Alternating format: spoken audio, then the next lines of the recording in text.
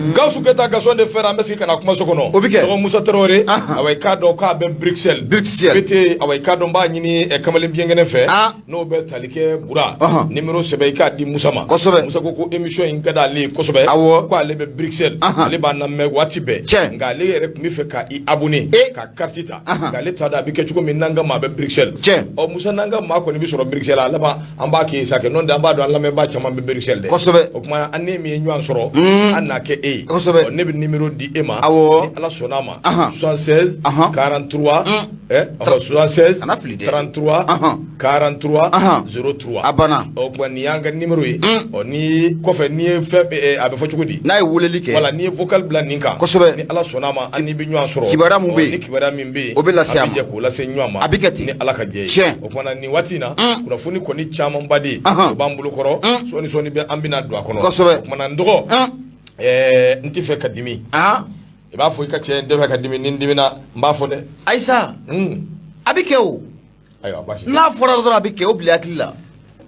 ne de ofiu ale ta fo abada katike madelika solo ga nege so ko fi gausa la ala daisa dai khate mayenga masermu lai masermu ala kisa ala de be masermu sara kana te mayenga masermu idella kana te mayenga kinje on son paye toi ndo mi ya away kado Musa ye numéro soro kuma na Gausu Keta ni maminu mi fe ka laje ma chama fana be TikTok sanfe ma laje TikTok sanfe ambu foko wali mando e Gausu Keta ka away kado TikTok yi ko fa bina kesa TikTok were bina bla no ya radio yere ka TikTok e Gausu ka TikTok afla bebe bla abse ka laje abbe sanfe sabu ni wati laba nungo nana kera away kado réseaux sociaux ni mi flika taka ko ma mi fa yere fa o dia to anga page Facebook ansu mena jona anyam bla kan page Facebook ube 111 000 abonnés 111 000 abonnés ambo de labi abarika lay tabarika ko mi 94.5 ni yo fana Congo ni ala sone ban soro sura FM sanfe tabarika ka gelima be do anga page Facebook ngono ambi bismillah ko ma mi asoro yoro ka ta application ere fana ambi soro kono wa application fenfembe mi madi arajo bi soro kono nuro FM ibita masaba dalin soro kono na tinta ko kuma na sa aye Jibril ka ben baga il faut annuler Aïssa si tu continues on va annuler Aïssa il faut annuler Aïssa mi baga d'accord non solo ami Aïssa mi baga ça ami baga il faut que ko ke donno ni mai mon ami de la ki ko ke donno ni ta donno ni bon d'accord abi yana bo d'accord to baga de ayi ite moni ameni sain to beken na sa e koni a ma Allah kibaru kana akatene ndo ambetani babu ade away kado alikumambe ade kodi mana sebe ngono sebe minangwa mako indicateur du renouveau ako away kado CEDEAO wala some belebele mimbe no kanga ke abike shini angoro minye gana jamana kanu be akara na bo kufo ndo chef d'état minumbe na be jamana nyema kufo minumbe away kado aunga wurudugu yamfanfe no be wele ko chef d'état de l'Afrique de l'Ouest CEDEAO otewa uluko ni be na wulika joke ka nyogo nye belebele ko ke abike gana jamana ka abike sibirido jouer ngalo clinani san 2022 est-ce que dimanche samedi dou dimanche do were be ko me samedi dou chini dou ando second jugara ka sefu bema akliko tewa ali kati dimanche dia kana jigina kana jigina koi second ma nere ko inke jugo fu nere bi nyanga numéro ko be angata sibirido kalo clinani san 2021 ko be wulika joni chesuru ke obina kuma faminga obe talike ba maliba no be mali anga maliba in kufo ni gide ali ni Burkina Faso ni jamana saba minun fle ni ambe doni mene ko bi abe nyema ya be mabulo min be finitigo kufo strategela kuna funi min be ka boni ngene nga kuna funi abi na fo akasa kadi o ijabara die dai kuma bi do ke ala ka ke awai kado kasa dumani o de strategela ko ni jete mene ke ba e ka fo minye awai kado kuna funi strakelon lu ya jira ka fo minye anga jamana nyema be ka bara sugu be ke min be talike janvier kalo kle kono do san 2022 minye wuli ka jo min gera aw nofe ka nyangini min ta ka nyeshi aw ma bura kuma ni vejona kila ata takenama ka nyangini min ta ka nyeshi aw ma e kado ka fo o wuli ka jo no chesuru bara o bela jirele awai kado olu de be sina min be se ka to o nyangini ndu CEDEAO ni moi o ɲanginiw bɛ se ka bɔ anw kunna nin don n'o ye juin kalo tile 4 a ko de siratigɛ la n'i ye jateminɛ kɛ ɲɔgɔn yeba dɔw tɛmɛna awa i ka dɔn waati tɛmɛnenw na dugudugu ni duguw caman kɛra mission misɛnninw caman kɛra min bɛ se ka to nin ɲanginiba min bɛ yen n'a bɛ anw da la ɲangini bɛ se ka bɔ anw kunna cogo min a ko nin wulikajɔ n'o cɛsiri fɛn fɛn filɛ nin n'o kɛra a bɛɛ lajɛlen bɛ tali kɛ walasa ko ninnu awa i ka dɔn u bɛ se ka nɔgɔya cogo min Mali Burkina Guinée nin jamana ninnu bɛɛ lajɛlen n'a ma ɲɛ k'a fɔ awa i ka dɔn sɔrɔdasi de b'u kunna wulikajɔ ni cɛsiri bɛ kɛ kuma bɛ taa kɛ ninnu tɔgɔ la a ko nka an ye kibaruya minnu sɔrɔ o de ye k'a fɔ min ye awa i ka dɔn CEDEAO olu kɔni bɛ ka laɲini minnu kɛ o laɲini ninnu maa tɛ cogo dɔn lala u bɛ sabati u tɛ sabati ala de ye awa i ka dɔn a dɔnba ye sabu CEDEAO kɛmɛ k'i sinsin fɛn min kan o de ye k'a fɔ awa i ka dɔn anw ka jamana in marabaa minnu bɛ a kunna bi olu kana tɛmɛ awa i ka dɔn transition kalo 12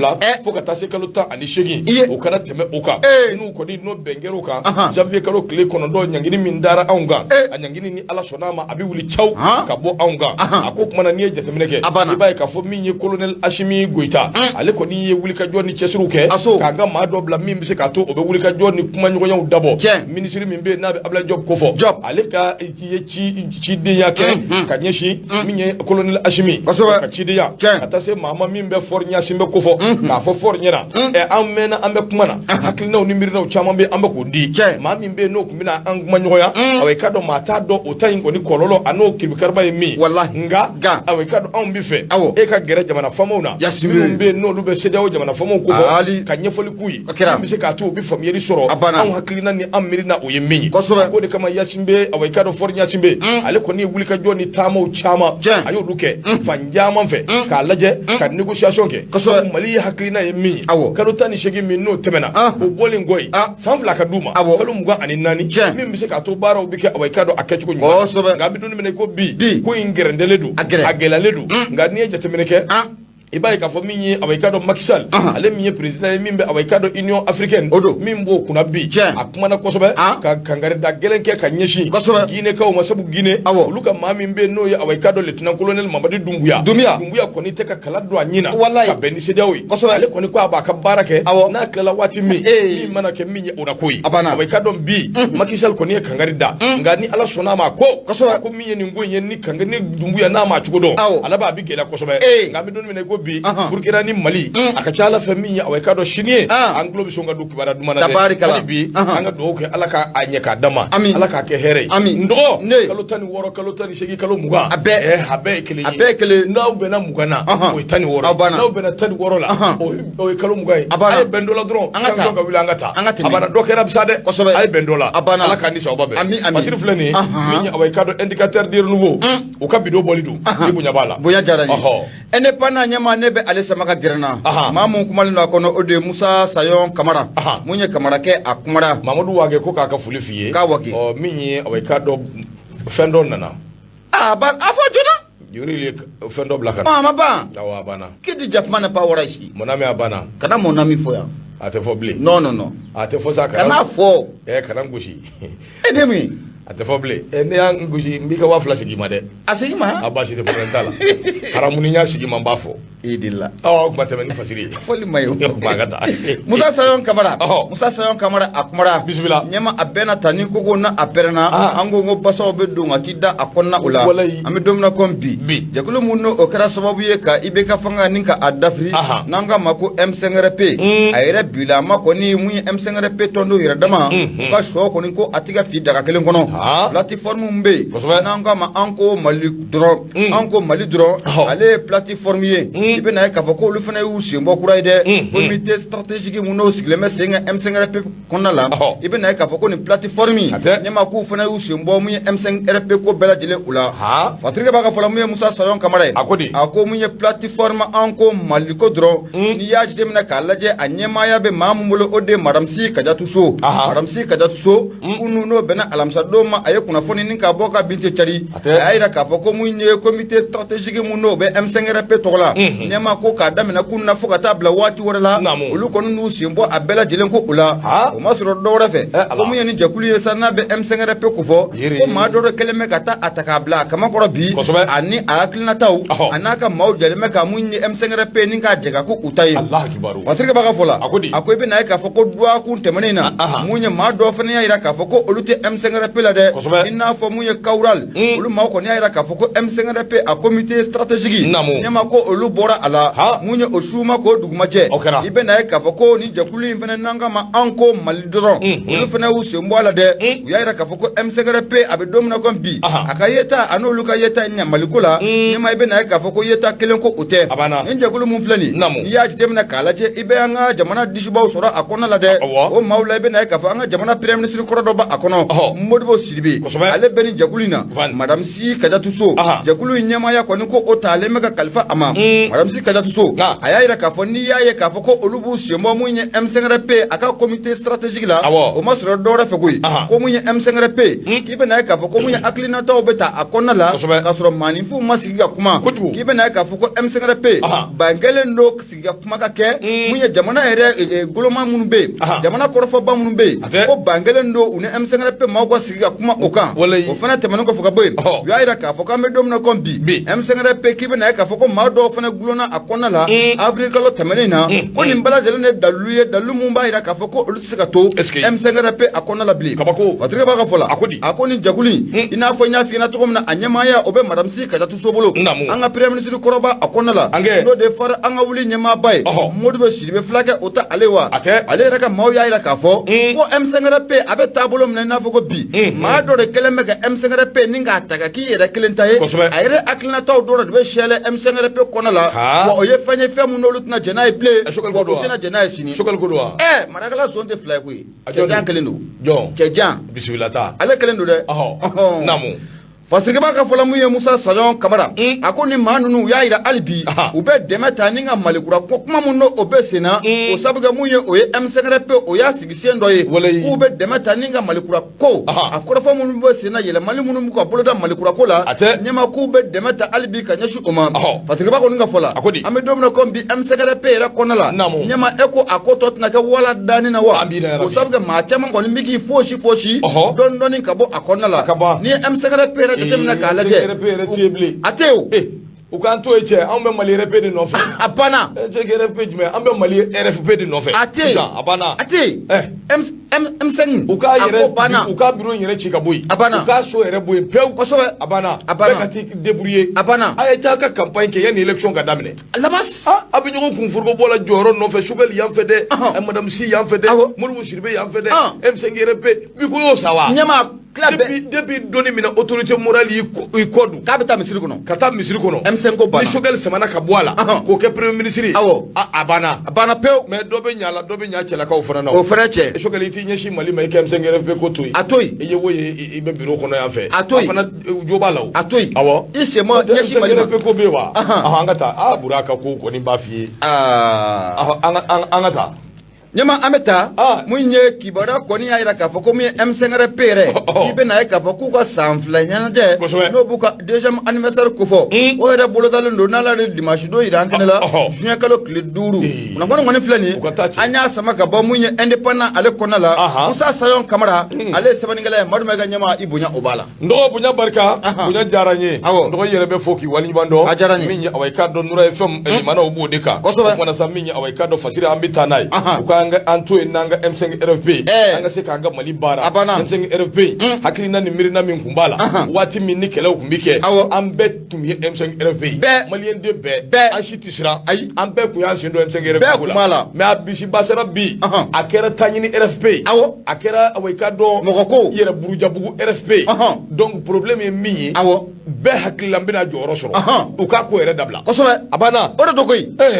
an bɛ Mali de ko sa ɲɛma foyi tɛ jɔyɔrɔ ko Mali c'est tout a y'a kɛ Mali RFP a banna an b'o de kɔnɔ bi Fasiri an bɛ taa an ka taa ne ye Yusufu Konate an b'ale ka Fasiri ta Yusufu ko di sɛbɛn kɔnɔ sɛbɛn min n'an ko a ma ko soir de Bamako wula u b'u ka kɛlɛ la waati min min ye awa i ka dɔn anw ka jamana ɲɛmaa n'o bɛ Asimi ko fɔ ale b'a ka baara la o de siratigɛ la min ye Asimi ye fasodenw ka ɲɛta fasodenw ka yiriwa ani fasodenw ka lafiya an b'o de ɲɛɲini na Asimi a ye gabakuru fɔlɔ a y'o da usine min bɛ n'a bɛ siman dilan usine dɔ kɔfɛ n'an ko a ma ko Atlas Jogar awa i k'a dɔn n dɔgɔ o siman dilan usine a gabakuru fɔlɔ a dara a ko n'i ye jateminɛ kɛ ni usine ba min filɛ nin n'a kɔni dara kɛnɛ kan a bɛ kɛ sababu ye min ye baarakɛla caman o bɛ sɔrɔ Mali in kɔnɔna na wa siman ko a bɛ kɛ sababu ye a bɛ nɔgɔya kosɛbɛ wa ni Ala sɔnna a ma tunkarankew ni an bɛɛ lajɛlen minnu bɛ fɛ ka so jɔ fo Libi i b'a jɔ cogo min ka di ye a ko n'i y'a jateminɛ président de la transition colonel Assimi Goïta chef de l'État awa i k'a dɔn kunu gabakuru fɔlɔ a y'o da usine min bɛ yen n'a bɛ siman dilan usine ko fɔ n'an ko a ma ko Atlas n'a bɛ Jogar la a kɛra kunu kalo tile 2 n'o ye juin kalo ye san 2022 a b'o de siratigɛ la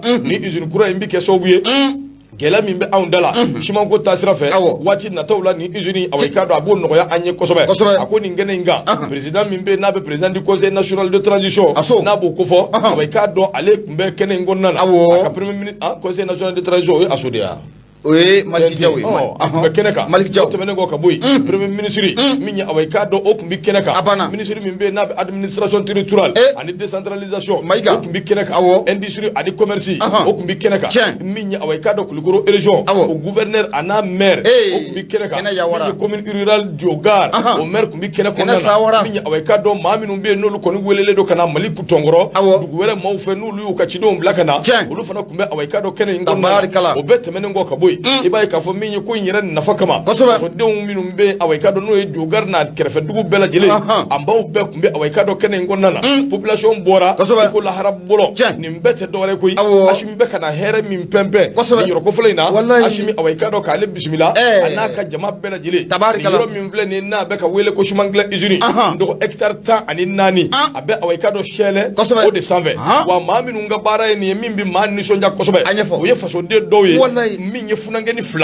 2 jeunes entrepreneurs maliens olu de filɛ ne ka wuli ka jɔ kɛ awa i k'a dɔn ka nin ko in k'a ɲɛɲini a ɲɛɲini kɔnɔna na ɲɛ sɔrɔla transition maaw ye nɔgɔya k'u ye a na kɛ min bɛ se k'a to u bɛ baara kɛ awa i k'a dɔn ka ɲɛ cogo min kumaw nana ka na nin baara in sigi a ko n'i ye jateminɛ kɛ i b'a ye k'a fɔ min ye awa i k'a dɔn ko in yɛrɛ bɛɛ lajɛlen na min bɛ tali kɛ président min bɛ yen n'o ye directeur général PDG société Atlas n'o ye Papa Umaru Samake i k'a dɔn ale yɛrɛ tun bɛ kɛnɛ in kɔnɔ a ko président Assimi a ye a jira bɛɛ lajɛlen na k'a fɔ nin hakilina ni nin miirina minnu filɛ nin nin de bɛ jamanaden ɲumanya nin de b'o kofɔ jamana in ka yiriwali nin de b'o kofɔ jamana in ka ɲɛta nin de b'o kofɔ a ko nin min filɛ nin ye n'a bɛ na pɛnpɛn awa i k'a dɔn anw ka jamana kɔnɔna na a bɛ kɛ sababu ye denmisɛnnin minnu bɛ yen baara t'u bolo a camanba de u bɛ baara sɔrɔ jamana ɲɛma a y'a jira k'a fɔ a bɛ kɛ sababu ye jamana yɛrɛ siman ko la anw bɛ wasa ministre min bɛ yen n'a bɛ commerce ni industrie kofɔ n'o ye Mohamed Ould Mohamud ale ye ɲɛfɔli kɛ k'a jira k'a fɔ min ye awa i k'a dɔn premier ministre ani président k'u bɛɛ fo ka jamanaden bɛɛ fo k'a jira nin baara min filɛ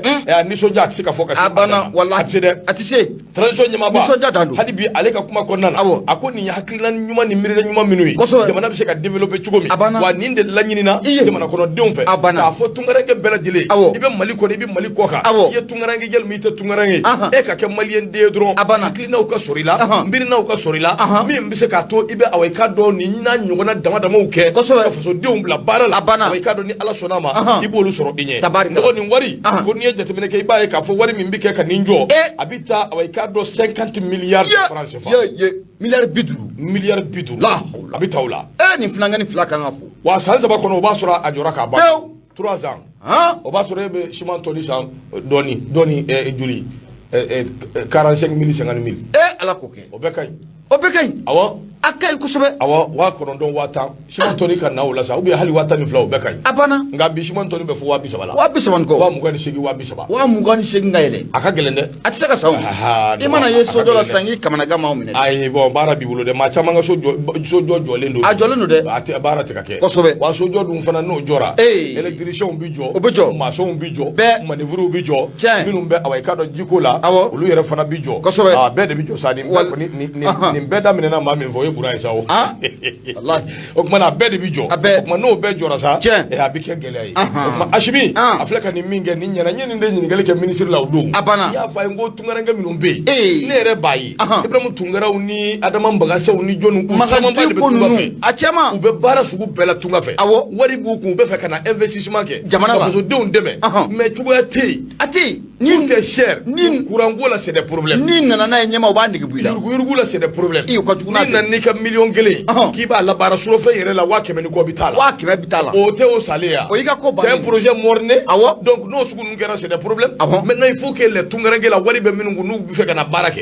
Il faut que garantie ka duma. Sira ka duma. Voilà, sira ka duma. Ko ka no yubulo. Ko se ka baraka akechugo nyumana. O de kai. Abana. Nyama ibaye ka foko muye Mali aventure chama. O beta muye Sénégal ne Côte d'Ivoire. Kata baro parce que yanga gelendi. Yanga gelen. C'est des problèmes. Ayuruku. Kabako dogui.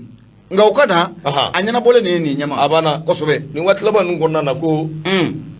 Doire million fla de doigt. Mobilise million fla de doigt. Ko 2 milliards. Milliard fla.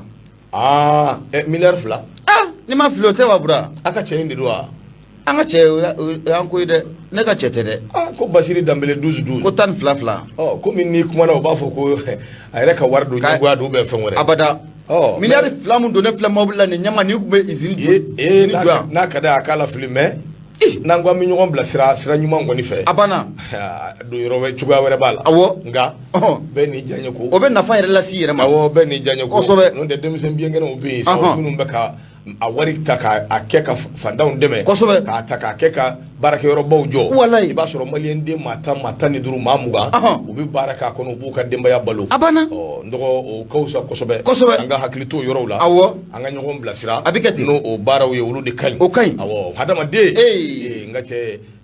ni mfevenfle ni be nyei kosobe ibe te da mi ngono ngache o te hali keme durubo abada ita sanyire abe farle nyo fami presse ka tige ka dwa ko na ala che kuma na akekoye minte ko sugu doyi ibe mun nafa soro jena ya ibe kila kan nafa soro lahara o de atu che ngadni awo che to ere o ba wele ko je dia gamiwa baruni gamita baruni gambia la hawla baruni gami kono toy che ngadi de la jina de awo baruni gambi mbaka la haliani kibara minu me akai na yin son ambi do kai abi kinyana ka foka bna aya kana zo ere aka soni ke dura be tabulo mika awa ko ke dura abana ala ka demeke wala tonton tikibga tuku fambe fe abana nyama amita arato enura fmi ni kononto ani nani to mi murumuru duru la seli amgo ke ka bojela koroji kunyumani wuradala ne ga duru sira 76 33 43 03 nyama munye masa ala o mana tegachi mamunya ka iflama chinya ka ne o yiki ka fesor dabuleu ube oyi na kasiledi oyi asa mana tega chinya ka yuga ko bane ne be bana subhanallah subuhu bismillah ngata munye laya jara akumara nyama kanya shi munye yuruku kelali jode baru gambi be waraj mali baru gambi wa abiya ayekadike abi bonko ya abiya baru gambi be bonko ya abiya ayekadi ali ni mago bala sana be bonko ya ibahi ale tate o ka foko me ko ni kuma ma mago be bambaru nula mago te bawla koy ngo baji bawde do sigatala awo tay abinye soro ambe ngadu okay abe kam minu ngem minu ye on zon prier abana musa sisugo baruni ko ni banga fuli de fois ko nura fm mo ko félicitation quoi faso de nyuma quoi faso jola ndo il faut créer de l'emploi abana kana di fou aye baro créer isinu daile barakero daile butigu daile beka buinuma abana che fantan deme abana yatimau deme abana malu lato ka deme ta ko lu segere bo abubakar yele na munasa ba gambi abutro rebe yele na muna ko ne borni on ni dema beta bismillah kanya si munye yiruku kalalima akaja fokata faramunye mamununu ye jamana nafulo ninka aburuja kanya si ofana kalalima yakulu munno osiglen me senga nanga mako okle office central de lutte contre enrichissement illicite okle tewa anyama de no de docteur Mumini Gindo ale de okle nyamai ame domna kombi akoni keleme ki jigida alislamo ka alislamo be saka faraka to muna munye jamana kelege jigibanu nu akige jigibanu nu mamune jamana nafulo ni ngangina mu koloko abeseka takada ukan to muna muye fatrika bayno de laya jaray akoy be na ka foko munye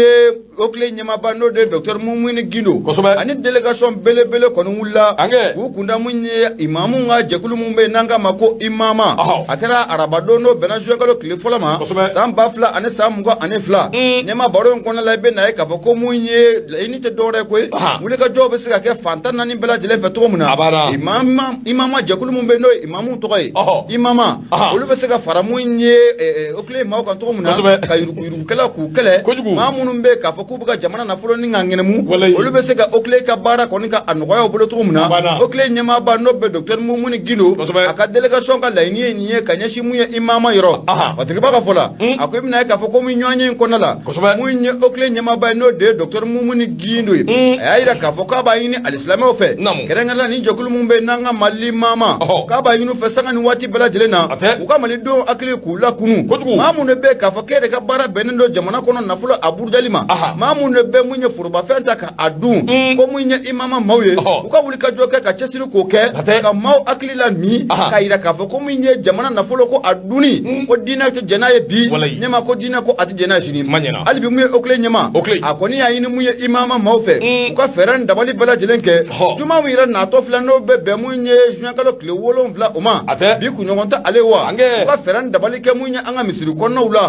munye ka wajulu ke ka dugawu ke wala sa munye baro be saka nuga to muna ka wajulu ke kanyeshi munye yurugu ma ka wajulu fana ke kanyeshi mamunu be jamana nafulo ninga aburja ka wajulu ke kanyeshi uma patrika baka fola akoy be na ka foko ni jekulu mi rafle ni nanga mako okle asigi senga amadu twani ture klela foka na bila nyama be na ka foko aye chasiri chaman ke aye wuli ka do chaman ke ma chaman kumbe jamana nafulo ninga aburja nga kabe doni mga mamuye okle kon ko anana nyama ma chaman ko ne bu chaman bo ika jamana nafulo burjali ula game dom na ko bi bara ko ni ko agelera munye okle mawbulo abeni ngana sanda bodo bo akoni akli bala wati muna munye okle mawye zolen ko sebe ko da munye jamana senika jakulu munumbe jamana fonctionnaire munumbe nube jamana ka chala nyama na forma fe munumbu ubulo o baro be seka bolo to kom na ka seka seka ka aburda ko mi be na ka foko adoni ngama yen temu maw ko ni no ka nyama yakuba katile ay gwara ko sebe ko da adoni ngama fama munuma ankuna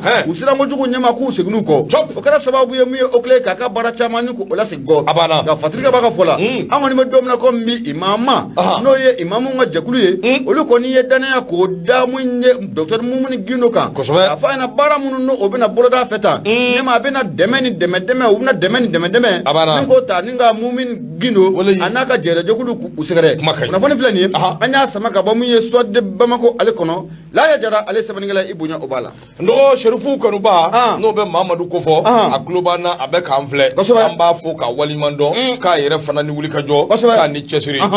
siku ba le kumana ndo minya awai ka do kenya sabatili an fe jamana ngonna ndo akelembe barai kliniki minumbe ngoni ti sariya kono ndo awai ka do abe kliniki kemenani abu bode akodi siratigala minya awai ka do fereni dabaliu rude kanga nyini wati bela jili min bise ka to awai ka do ko bi ndo ya chugumi nga ni jetumine ke ango ministry min be na nyeshiri be kenya soma be madam Jaminatu Sangare fullo hamadi jodo flamuso mo hali fulful de mo nani fulful de awai ka do pullo nyamata gashi jaminte flaga me ate flaga me aba me jami ndo koni ta kalama to ati connais pas flaga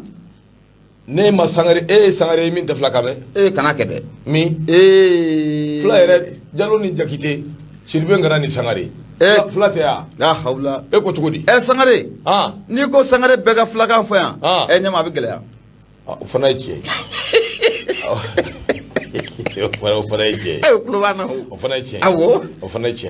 donc mana sa minye awai kado madam Jaminatu Sangare akumbe conseil national de transition akumbe awai kado ulu nyekoro o siratikala nie jetemene ke awai kado jekulu ba flabe no be projet de loi fla na bu kofo akumbe ka awai kado o de la fasa agence nationale d'évaluation et d'accréditation des établissements de santé o be awai kado o projet ula projet flamina akumbe ka awai kado ulu la fasa o siratikala minye awai kado ni muso nyi ulu la fasali keneka ayi kuma chaman fo min bise ka to awai kado awnga maminu be no député nui no lu sugandira awai kado no sente moy bise ka family soro ko la yalsa alika nyini fe no be talike jamana yere ka kungulina dola o bise ka sabati chugumi ga yi kuma ka minu ndi ana ya haklina minu fo ndo awai kado ni mbike so wiye obina kana fe njaman kele minu be ni awai kado lu kuye kololo baye awnga jamana ngonna ni tara awnga docteur so kono ndo plateau technique minu be ala kanichi ka do akono ni donna i bi bɔ ala kama ko yɛrɛ tɛ yɔrɔ dɔw bɛ yen minnu kɔni kɔrɔlen don min ye awɔ i ka dɔn narow bɛ fan bɛɛ fɛ soso b'i fa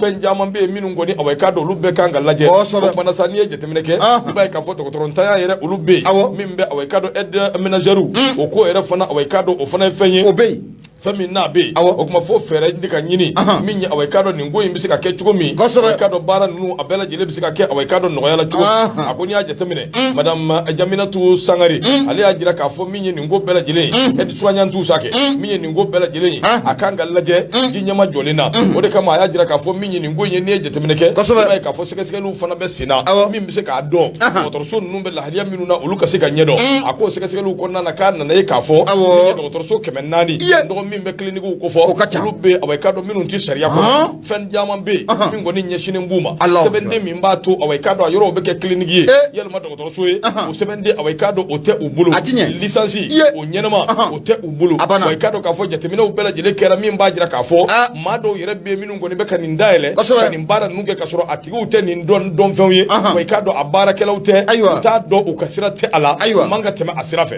a ko nin bɛɛ ye ko ye ko min n'a kɔlɔlɔ ka ca ni a man kan n'o barika ka bon kosɛbɛ a ko de siratigɛ la minisiri kɔni y'a jira k'a fɔ k'u bɛna wulikajɔ ni cɛsiriw kɛ waati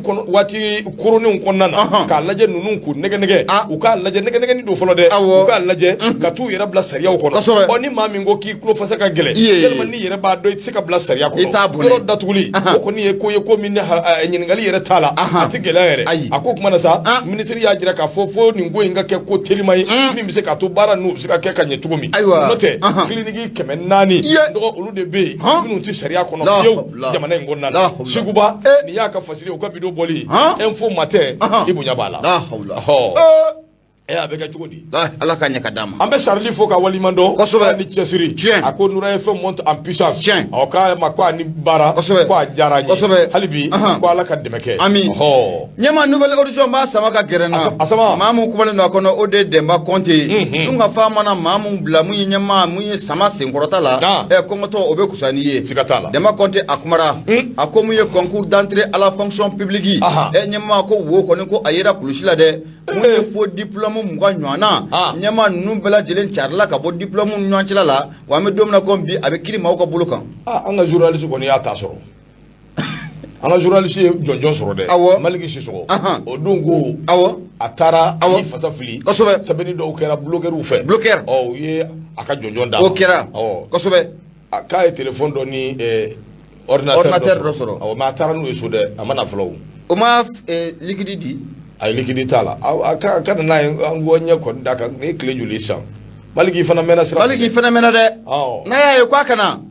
n'a y'an fɛ an k'a lajɛ i b'a to liquide bɛɛ mana ban i bolo cogo min na i bɛ sɔrɔ k'i cari ka na an dala yan yan de ye so ye i kun bɛ n'a yan de fɛ fɔlɔ ka sɔrɔ ka taa so a ti bɛn wala kuma ɲɛna ɲɛma an bɛ taa mun ye Demba Konte a kumara bisimila a ko i bɛna ye k'a fɔ ko mun ye conseil des ministres laban mun kɛra arabadon n'o bɛnna juin kalo tile fɔlɔ ma mun ye ministre mun bɛ yen n'ale ye ministère du travail de la fonction publique et du dialogue social a ye ministres ladɔnniya ka jamana faama n'o bɛ Asimu Koyita ka a fana ko a ladɔnniya o concours mun n'o kɛra n'a bɛ fonction publique concours o kɔfɔ i bɛna ye k'a fɔ ko mun ye diplôme fo mugan ɲɔgɔnna ɲɛma k'u y'o salo ka bɔ diplôme ni ɲɔgɔn cɛla u la an bɛ don min na komi bi k'u ye baara ninnu bɛɛ lajɛlen ka a bila kiri maaw ka bolo u kan Demba Konte a y'a yira k'a fɔ ko mun ye fonction publique ɲɛma i bɛna ye k'a fɔ ko a jaabi ko o bɔra ka bi mun ye tarata don n'o bɛnna mars kalo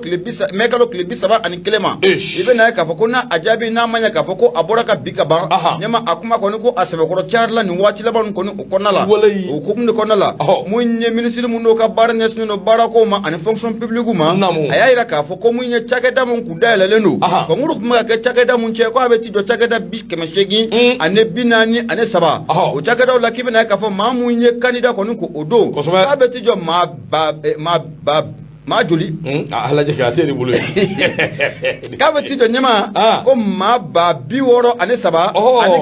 ani 777 ani 7 ko nka maa mun n'o ye concours kɔni kɛ o bɛ ti jɔ maa 58 ani 8 ani 400 ani 61 ani 1 minisiri a y'a yira k'a fɔ ko mun ye o maa mun n'olu ye concours kɛ ko a nana ye k'a fɔ ko mun ye jaabiw kɔni bɔra ka bi mun ye maa 800 ani maa 7 ɲɔgɔnna ɲɛma ko olu de tɛmɛna i bɛna ye k'a fɔ ko mun ye jɔyɔrɔ wolonfila ani wɔɔrɔ bɛ yen maa minnu ye ɲɔgɔn danga ka ɲɛsin o jɔyɔrɔ 76 ma ko olu si kɔni ma moyen kɔni ko o sɔrɔ o siratigɛ la hali bi minisiri a ye conseil de ministre kɛnɛ kan a y'a minisiri tɔnɲɔgɔn k'u ladɔnniya a ko mun ye kɔnkuru in kɛnɛ kan k'u nana ye k'a fɔ ko baara dɔ bolodalen don jamana in kɔnɔ k'a bɛ ɲini ka waati jan bɔ nka olu na fɛɛrɛ dabali bɛɛ lajɛlen kɛ ka baara in kɔni ni ka a dan sira la k'u nana ye k'a fɔ ko mun ye diplôme 20 ɲɔgɔnna ɲɛma ko o yera mun ye kɔnkuru in kɔni o kɔnɔ la maa minnu ka diplôme 20 ko a yera a kɔnɔ k'u k'u sigi n'a ye k'a fɔ ko don na nataw la ko baara ninnu bɛɛ lajɛlen ko a dira mun ye kiiri maaw ma wa a tigi bɛɛ lajɛlen k'i sigi n'a ye k'a fɔ ko don na nataw la ko wele kɔni ko a bɛna bila u bɛɛ ma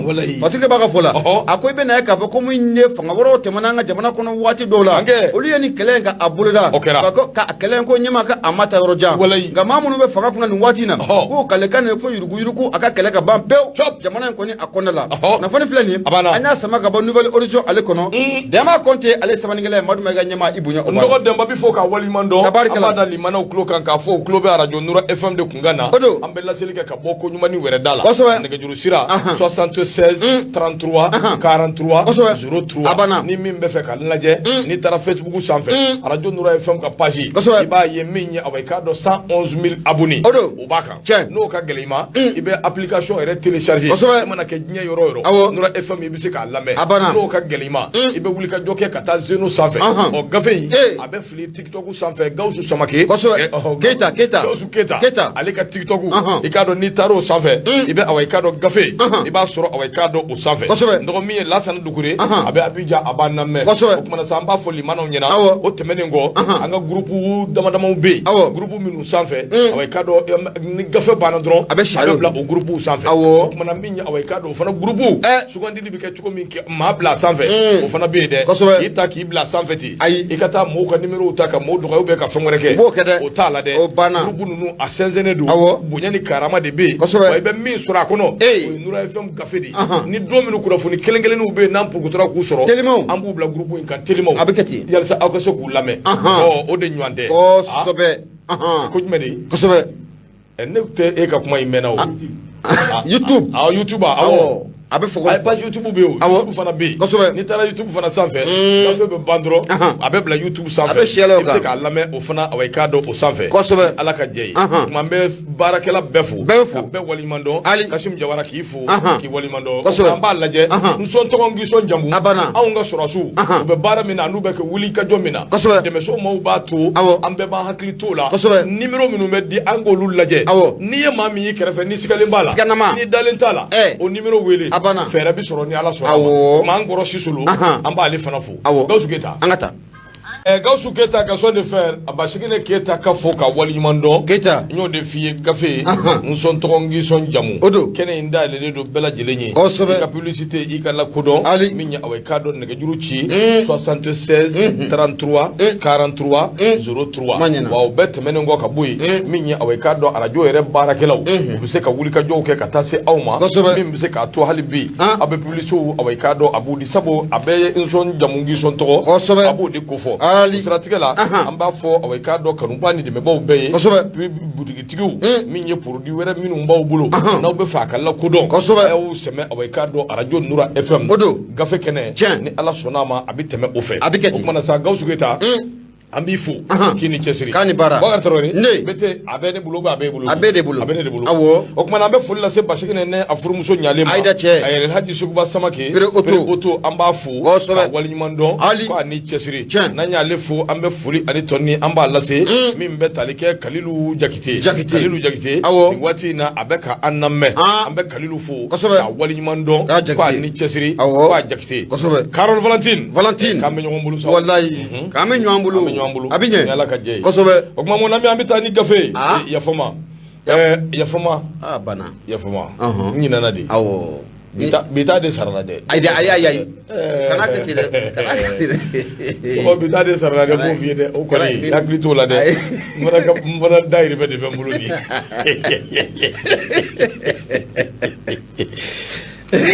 Ala n fana dayirimɛ o de bɛ n bolo nin ye kam l'été ko l'été est prêt dɛ t'es bien ni Ala sɔnna a ma awɔ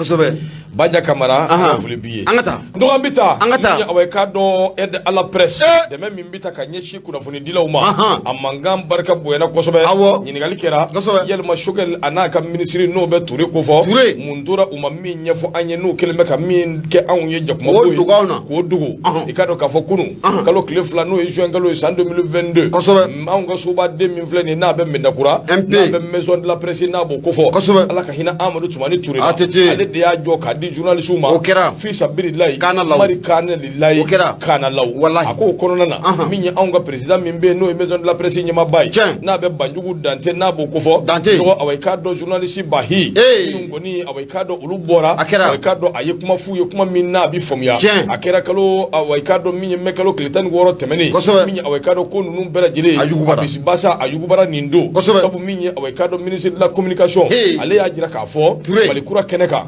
away k'a dɔn ko 2018 kana 2022 warimugu ko surula away k'a dɔn jiginɛ kɔnɔ min bɛ se k'a to aide à la presse o bɛ se ka sɔrɔ cogo min miliyɔn 600 ani miliyɔn 600 a ko kab'o fɔra t'a donna forobamugu la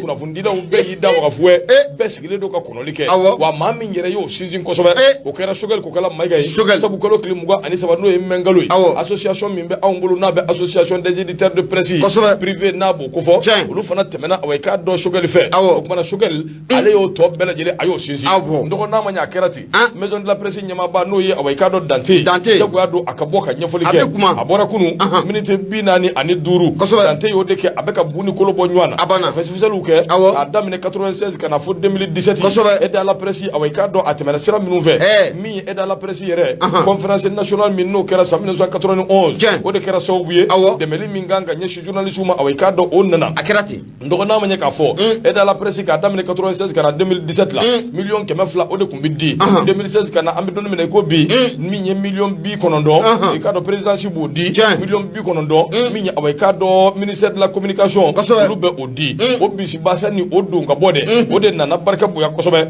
nka n'i ye jateminɛ kɛ wari in yɛrɛ away k'a dɔn 2018 waati u bɛ ka wari min fɔ n'a dira away k'a dɔn a tilanna away k'a dɔn arajo so dɔw arajow ni journalistes ni journaux dɔw ni ɲɔgɔn cɛ minnu bɛ sariya kɔnɔ kosɛbɛ a kɛ to han minnu bɛ hakɛw labato a tilanna away k'a dɔn olu ni ɲɔgɔn cɛ nka n'i ko i bɛ ko in yɛrɛ bɛɛ lajɛlen ɲɛfɔ wari min bɛ yen bi n'a bɛ jiginɛ kɔnɔ dɔgɔ n'a hakili b'a la k'a fɔ k'o bɛ tilan a tɛ misi kɛra jarati bɔ jango tɛ away k'a dɔn a wari in k'a fɔ ko a bɛ tilan o kumana bɛɛ k'i hakili sigi Sogɛl n'a ka ministre u ye nin dabɔ min kama olu de b'a dɔn Sogɛl yɛrɛ fana away k'a dɔn a ye nin dabɔ min kama ale de b'a dɔn sabu n'i ye jateminɛ kɛ maison de la presse away k'a dɔn nin ko in na chiffres ka ca kosɛbɛ nka a dira cogo min na u y'a bɛɛ walawala n'a fɔra miliyɔn 100 ani miliyɔn 91 n dɔgɔ de ye warimugu ye min ni away k'a dɔn débloquelen don primature ye dɔ di away k'a dɔn ministère de la communication o ye dɔ di nka kabiri 2018 fo kana se bi la présidence kan ka min di présidence ma a t'a di o kumana bisa warimugu min bɛ yen n'a fɔra k'o kan ka tila jateminɛ kɛ dɛ min ye 191 millions arajo 400 environ 400 arajo journaux minnu bɛ yen minnu bɛ sɛbɛnni kɛ 200 o tɛ 600 ye wa o 600 bɛɛ bɛ 20 sɔrɔ nin na abada a tɛ se ka tila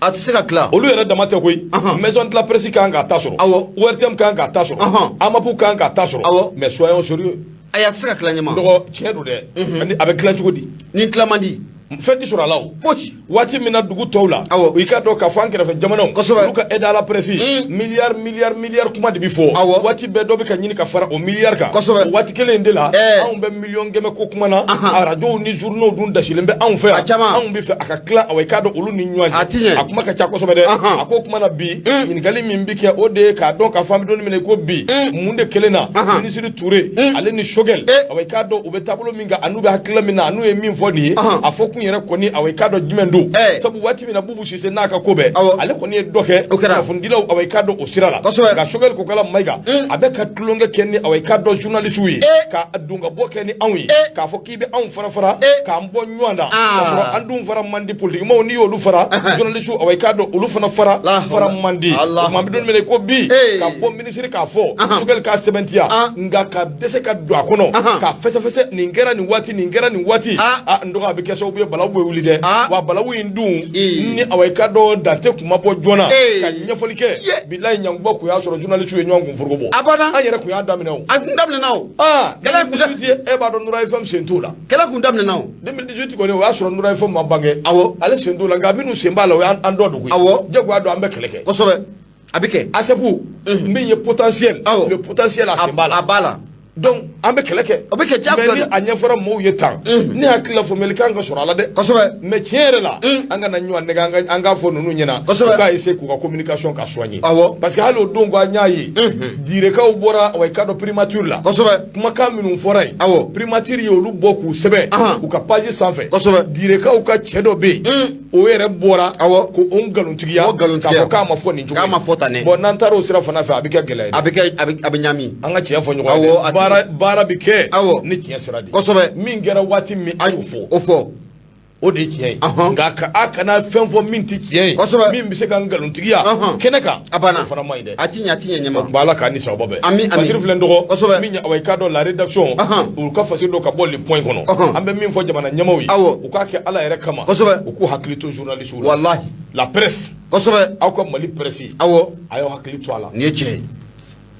a ti fɔ ko an ma ɲi an bɛɛ ma ɲi c'est vrai ayi kɔlɔlɔw bɛ yen gɛlɛyaw bɛ yen awɔ nka a ti taa aw yɛrɛ kɔ dɛ an mana kɛ fɛn o fɛn bi kosɛbɛ fanga tigilamɔgɔw de don awɔ yanni aw ka taa wariw bɔ k'a di ka taa page facebookiw ni fɛn wɛrɛw créer aw yɛrɛ fɔli kama aw yɛrɛ ma balimaliw kama a n'a ɲɔgɔnna caman aw ye haki sigi ka autorisation di awɔ baarakɛ yɔrɔ minnu ma a y'aw wasa don baarakɛ yɔrɔw la kosɛbɛ pour que olu bɛ se ka balo cogo min a banna ni kunnafoni min kan ka d'u ma a y'a d'u ma a banna ni u kan ka communication min kɛ awɔ a y'a d'u ma u k'o kɛ u k'o wari sɔrɔ a banna u bɛ balo n'o de ye kosɛbɛ mais n'aw ko bɛɛ ka t'i ta ni kere ye kɛrɛfɛ awɔ i ta kerelen don kɛrɛfɛ o bɛ de ma balima kosɛbɛ bajugu tɛ se ka fɔ fɛn wɛrɛ tɛ se ka fɔ abada joli awɔ c'est compliqué diviser pour mieux régner bon c'est pas bon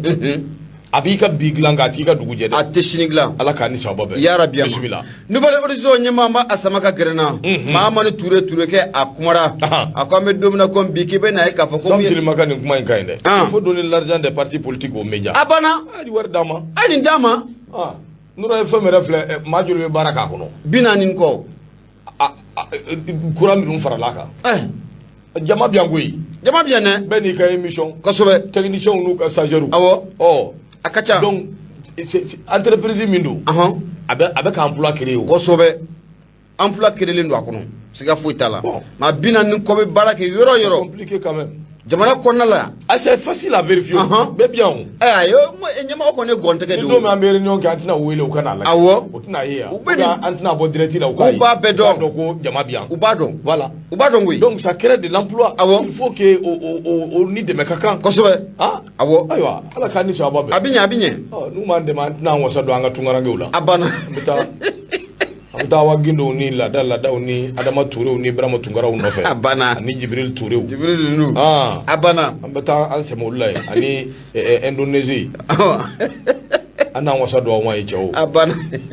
nouvelle horizon olu ka dollar ka timi ka tɛmɛ politique maa kan olu ka dollar ka timi kojugu politique maa ka l'argent kan n'ale y'a d'e ma n'i m'a kɛ i burujara dɛ Ala ka n'an don a da fɛ a b'i lebu Ala ka n'an don a da fɛ Musa Sisoko dugawu k'an ye dɛ Ala ka n'an don o da fɛ inshallah ni Ala ka jɛ ye kosɛbɛ bisimila ɲɛma an bɛ taa mun ye nouvelle horizon ne ba ale Samaka gɛrɛnna Mahamani Ture kɛ a kumara kosɛbɛ a ko mun ye conseil supérieur de la magistrature ɲɛma i bɛ na ye k'a fɔ ko mun ye nin ye samaba fila ko nin y'u karilen ɲɔgɔn na dɛ i bɛ na ye k'a fɔ ko mun ye Cheikh Mohamed Sherifu Kɔnɛ ani ka taa fara mun ye procureur général de la cour suprême ɲɛma ko nin ye sama belebele fila ye ɲɛma ko juin kalo tile 15 u ɲɛ bɛna kɛ 4 ye Fatigi b'a ka fɔ la a ko i bɛ na ye k'a fɔ magistrat min bɛ yen n'o de Cheikh Mohamed Sherifu Kɔnɛ wele kɔni o bilala a ma nka wele a bɔra a dɔgɔkɔrɔnin ka n'a bila mun ye juin kalo tile 15 nata in kɔnɔna o la jɔn de ye wele bila a ma ko mun ye maa mun yɛrɛ n'ale bɛ kiiri bɛɛ lajɛlen kunna n'o de jamana faama yɛrɛ Asimu Goyita mun ka tɛmɛ mun ye procureur fɛ o kɔni de kɛra sababu ye ka wele kɔni bila mun ye Cheikh Mohamed Sherifu Kɔnɛ ka a ma jɔ dɛ Demba ma gɛrɛmɛ n k'ale bilasira a k'a faamuya la presse a ye ɲininkali de kɛ an kan ka bolo an ka baara de la wa ou bien État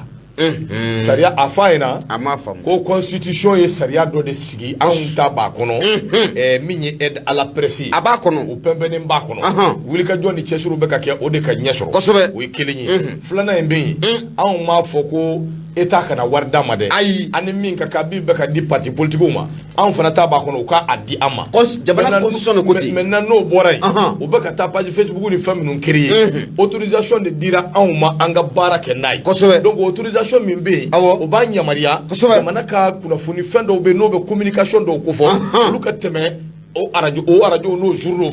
maintenant o be de ka kumania an ma maintenant comment vivre Aïnyama, moi, avec Jamana constitution de Kono. Voilà, maintenant comment vivre politiquement, tu as constitution de parce que des problèmes. Politiquement, tu as constitution de Tromna. Ibe na ka fo ko mu nye journal su fana kuna fon dilaw fana tabo constitution kele ne kono na manya ka fo ko dira conférence nationale mimbe 91 conférence nationale ko dia idedi donc anga hakli tout la constitution ne kono anga fomia donc ibo nyefo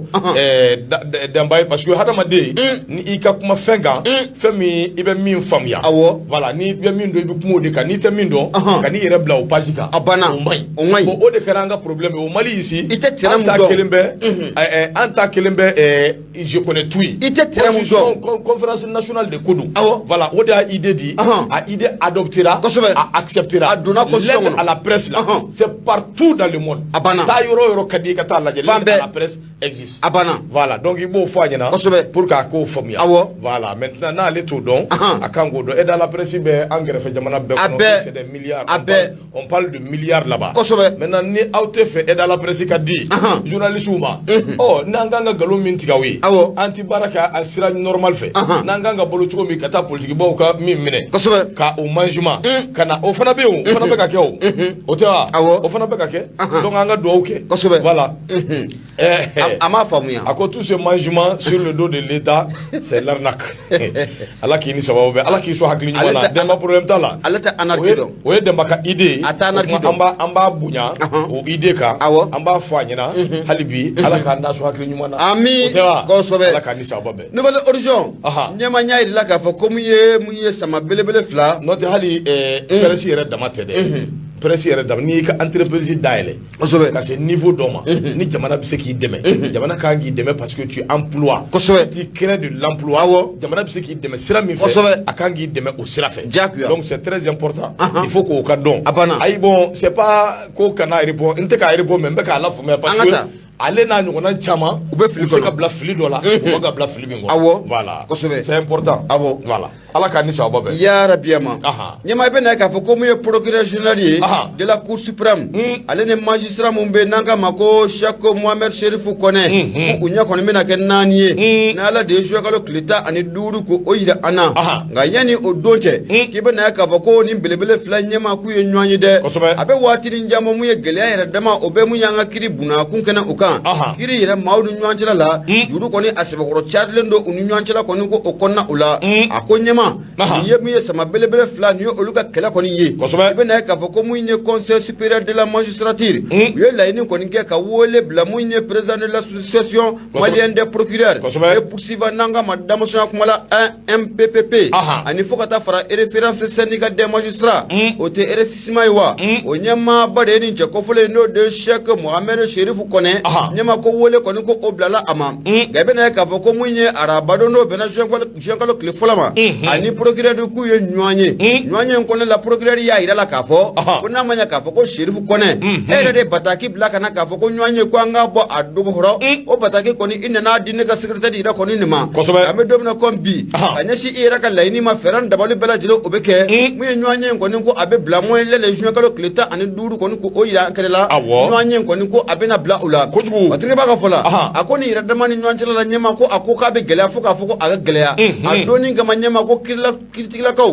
ko na sebe ko kuma adoni ngama ninim chabla flabla jele belebelu ye kiri buna kun kene oka ni procureur général jatem na ka laje nyema ale belebele kiri buna kun kene ka munye Cheikh Mohamed Cherif Kone ni ale fana jatem na ka laje ale belebele munye kiri buna kun kene ka mamu fana no be ka munye Cheikh Mohamed Cherif Kone aka conseil ye Dramane Njara ni yo kufo afana ye kiri buna kun kene ka belebele ye Mohamed Sai Seni no bala jele kiri kene ka belebele ko ni ko u ye mun ye Sheikh Mohamed Sherif Kone a yɛrɛ ka kɔrɔfɔ la a kɔni y'a yira k'a fɔ ko nin ma bali a la wa a sigilen don a ye wa ale de ninnu ka sigi ka marasi ka baturu ni ɲɔgɔn cɛla la kiri bunakun kɛnɛ kan ne ma k'i bɛna k'a fɔ ko o ye ko dumanba ye mun ye Sheikh Sherif Mohamed Kone a y'a yira k'a fɔ ko a bɛ mun kɔni laɲini ko in ka kɛ tilennenya o kɛnɛ kan ko mun ye jɛngɛjɛngɛ o kana kɛ a la ko in kɔni n'a ma ɲɛ k'a fɔ k'u ye wele kɔni bila ale ma kiri sariya u k'a da u ɲɛkɔrɔ u k'a baturu u ɲɔgɔn cɛ maa mun ni jalaki ka kan u ka jalaki wa maa mun ni jo kan ka di o ma ko jo ka kan ka di o ma Fatigaba ka fɔ la a ko nin dɔgɔ duman kɔni ye juin kalo tile 15 nata ye mun ye procureur général de la cour suprême n'o bɛ Guindo Kofɔ ani Sheikh Mohamed Sherif Kone ɲɛma ko a dɔgɔ duman kɔni ye juin kalo tile 15 ye kunnafoni filɛ nin an y'a sama ka bɔ nouvelle horizon ale kɔnɔ mun ye Mahamani Ture ale sɛbɛnnikɛla ye i bonya o b'a la nɔgɔ waati nani jɔ caki nka yanni an ka ɲɔgɔn bila kunnafoni laban min bɛ yen ni n b'o di Gawusu i bɛ a to n k'o di sabu min ɲɛ i ka dɔn denbaya an dagolo ja cɛ ale nana an dafasa ja a t'a ɲɛ dɔn k'a fɔ a ye ko hali ni Aida la presse aw depuis Nura FM bangera ka na se bi ma Aida la presse ma d'aw ma k'an balolen don an bɛ ka balo an balon bɛɛ a barika Ala ye min ye kunnafoni ye sa l'indépendant i k'a dɔn an bɛ sɔnni sigi a kan n dɔgɔ ka taa Ngabakɔrɔ droit la nin ye accident ye accident kabako min ye i k'a dɔn Corbière i b'ale dɔn wa ne t'a dɔn dɛ i t'a dɔn ne t'a dɔn dɛ e mun biyare n t'o dɔn Corbière ne kɔni t'a dɔn e de bɛ sɔn ka dɔn Gawusu ko mun e de b'a dɔn o waati sera de a kɛra yɔrɔ fan fɛ a Corbière ale de b'a dɔn n dɔgɔ n tɛ Corbière dɔn min ye Corbière i ka dɔn k'a fɔ min ye i k'a dɔn Corbière a ko n'i ye jateminɛ kɛ i b'a ye k'a fɔ ko kɛra Ngabakɔrɔ droit dɔgɔ Corbière ale ni Ben i k'a dɔn k'olu de ye ɲɔgɔn sɔrɔ nin ko ye kabako dan ye koyi a ko kunu i k'a dɔn jeudi don kalo tile 2 min ye i k'a dɔn 17h waati a ko n'i ye jateminɛ kɛ Kulikoro ale sirajan kelen i k'a dɔn kɛrɛnkɛrɛnnenya la Ngabakɔrɔ droit o fanfɛla la a ko min ye accident kabako dɔ kɛra min ye maa caman guwan i kamana Corbière dɔ ale ni Ben dɔ olu de ye ɲɔgɔn sɔrɔ a ko gɛlɛyara kosɛbɛ sabu maa minnu jogira n dɔgɔ a bɛ ɲini ka maa 12 i k'a dɔn a b'o bɔ koyi a bɛ maa 12 a b'o bɔ o de siratigɛ la min ye i k'a dɔn o maa 12 la k'a yɛrɛ yira k'a fɔ maa kelen o kɔni bɔnɛna a nin na nka nin ko in ye mun kabako ye nin Corbière a kun bɔtɔ don i k'a dɔn sudonyɔrɔ de la a taara ni su dɔw de ye a bɛ ka segin a taara ni su dɔ ye a bɛ ka segin waati min i k'a dɔn a ni Ben dɔ nana ɲɔgɔn sɔrɔ i k'a dɔn su bɔra i k'a dɔn Corbière kɔnɔ tuguni o kuma bi an bɛ dugawu de kɛ i k'a dɔn hadamaden bɛɛ bi maa si t'i ta waati dɔn i bɛ taa cogo cogo maa si t'a dɔn o kuma an bɛ dugawu de kɛ Ala k'an bɛɛ lajɛlen sɔn sabali Ala k'an bɛɛ lajɛlen sɔn hakili ɲuman Ala k'an bɛɛ lajɛlen sɔn i k'a dɔn n'an bɛ taa don min a k'a sɔrɔ an bɛ ɲuman sira kan maa si t'i sa yɔrɔ dɔn a banna maa si t'i sa yɔrɔ dɔn walayi de Ala ye o kuma Ala k'an ni sababa bɛn o kuma Ala k'an ni sababa bɛn yarabi ko in kɔni kɛra Ngabakɔrɔ droit an bɛ nin kɛ ka fasiri an bɛ nin kɛ k'a kun cɛ bi kosɛbɛ Ala k'an ni sababa bɛn ami